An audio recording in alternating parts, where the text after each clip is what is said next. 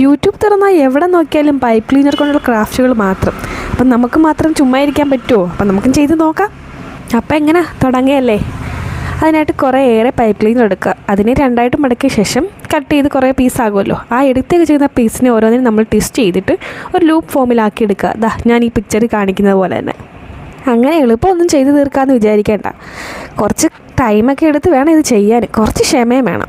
ഇപ്പം ഏകദേശം സംഭവം എന്താണെന്ന് നിങ്ങൾക്ക് മനസ്സിലായി കാണുമല്ലോ. അത് തന്നെ, ക്രിസ്മസ് ട്രീ.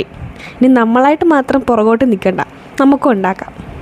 ഒരു ഗ്രീൻ കളർ പേപ്പർ എടുത്തിട്ട് അതിനെ ഒരു കോൺ ഷേപ്പിൽ മടക്കിയെടുക്കുക. ഞാൻ ആദ്യം ഫെവിക്കോൾ യൂസ് ചെയ്ത് ഒട്ടിച്ച് എവിടെ ഇരിക്കാൻ, അതെന്നെ ഒട്ടിച്ചതിനെക്കാട്ടി സ്പീഡിൽ ഇളകിപ്പോയിരുന്നു. വിട്ടുകൊടുക്കുന്ന ഒരു പരിപാടി നമുക്കില്ലല്ലോ.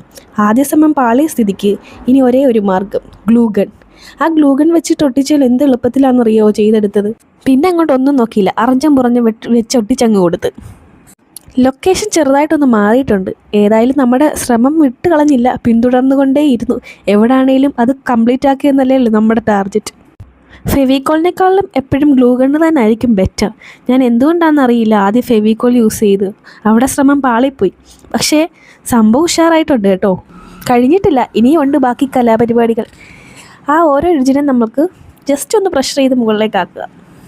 എങ്കിൽ മാത്രമേ ഒരു ക്രിസ്മസ് ട്രീയുടെ ഒറിജിനാലിറ്റി നമുക്ക് ഫീൽ ചെയ്യൂ. കുറേ ടൈം എടുത്ത് അതും ചെയ്യണം.